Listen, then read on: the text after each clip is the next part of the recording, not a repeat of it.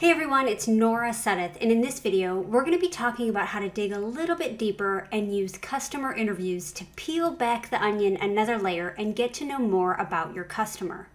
So now we want to discover those deeper emotional drivers for our customer, and the best way I've found to do that is just talk with them.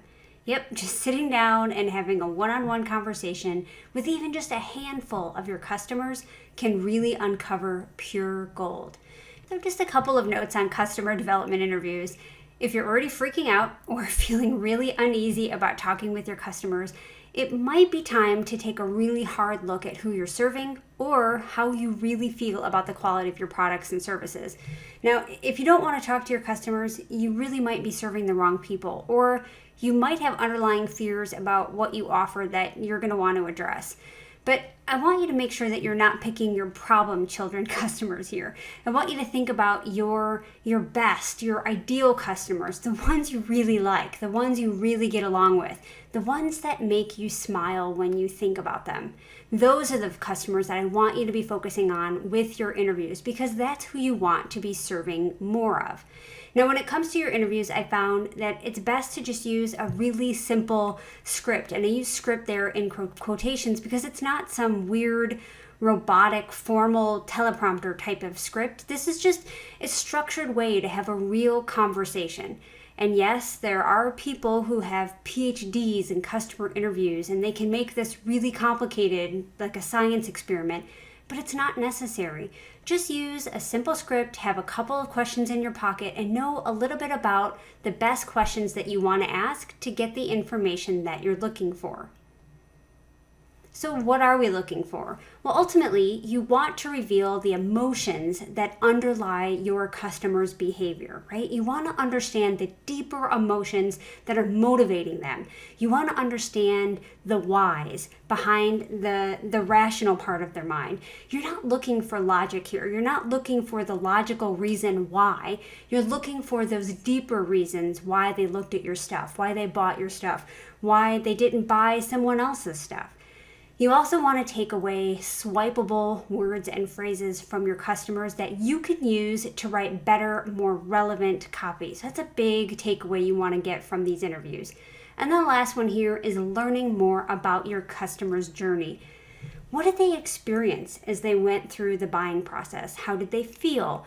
Where were any friction points? Did they hesitate at any point in the buying process?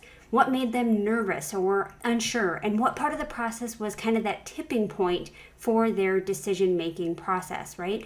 How could you improve your customer's experience to make it even better? All right, now with those three things as our goals, that's what we really want to get out of these interviews. Let's talk about how we get there. All right, so before we can talk about what type of questions you should be asking, let's quickly talk about some of the things not to do or talk about in your customer interview. Now, this one might be pretty obvious, but sometimes when you're 100% focused and engaged in an interview, it's really easy to let a leading question slip. But there's still a no-no, so don't ask a question in a way that suggests a particular answer. For example, instead of saying something like, "How awesome was the customer support experience?" just ask, "How did you feel about your customer support experience?" You shouldn't be putting emotive words or adjectives in your questions to lead them to respond in a certain way. Next on the list is to not use these interviews to validate ideas. This is going to be natural to start looking for validation from your customer to make sure that your idea is solid. But remember that these interviews are about your customers, their pain points, their problems, their challenges. Do your best to keep the conversation about them and not use it to validate your ideas or things that you want to develop. And then last but not least, try not to talk in hypotheticals. Those statements kind of look like, if then, or if would you. So if we had this feature, how would it change your business? If we had this feature, would you use it? If you started a business, would you use this solution? When you start to use the word would, you're really getting back into validating the product or service and not focusing on the reality of your customers' problems or pain points as they exist today. So don't ask your customer to predict how they'll feel or how they'll behave or what they'll purchase, because they'll be wrong. Focus on reality and today, not hypotheticals. All right, and just a few tips to get better results with your interviews. If you're looking for people to really open up to you and to share their deepest fears and desires, or to get on that emotional level with you, you're going to need to build some rapport with that person, right? You need to establish trust with them so that they're going to open up to you.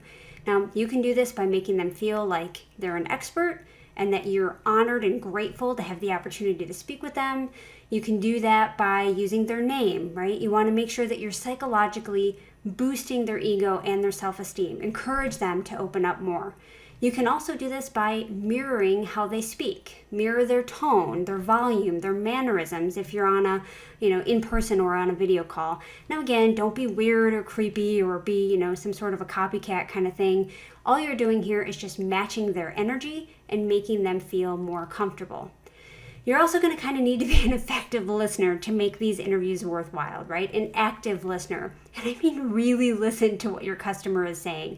You need to make an effort to really absorb what your customer is saying in the context that they're saying it in, right? You need to be able to paraphrase what they're saying to show them that you really understand, and you need to listen without reacting.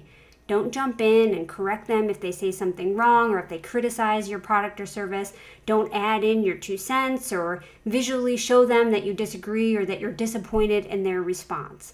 Right? And then last on this list is to practice asking investigative questions.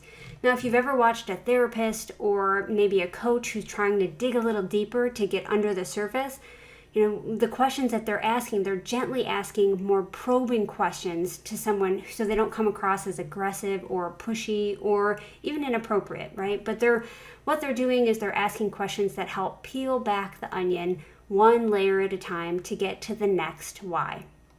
All right, so things like, you've mentioned feeling a little frustrated. Can you help me understand that a little better? Or, when XYZ happened, how did that make you feel? So continue to ask those probing questions without coming across as aggressive or just creepy. All right, so let's talk about some questions to ask.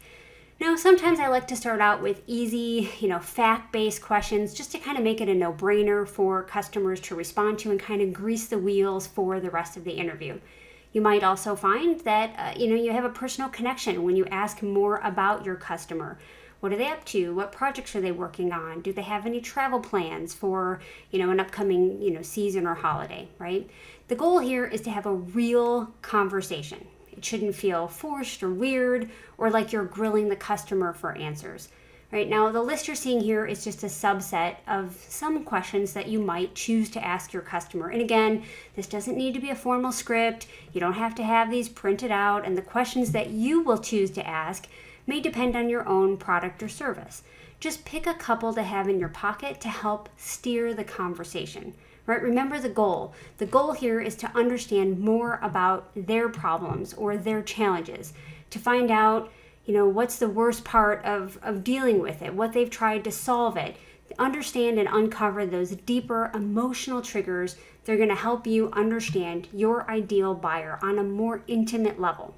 Okay, I would recommend recording the interview if at all possible and making sure you're reviewing all of your customer responses to look for things like word patterns, phrases that you can use in your copy, patterns of false beliefs, patterns of emotional triggers, all the things that are going to help make your marketing message more relevant. Now, I know for whatever reason, as I mentioned before, many business owners and entrepreneurs are terrified of having conversations with their customers. But if you're not going to do it, hire someone else who can do this for you, because the information that you can uncover by going through this process is too valuable to skip. And remember, you don't have to interview that many customers to uncover this type of gold. Just take an action this week to identify 3 to 5 of your top customers, the ones you love, the ones you are committed to serving, and make a commitment to yourself to talk with them. Just hop on a video chat this week and see what you can discover.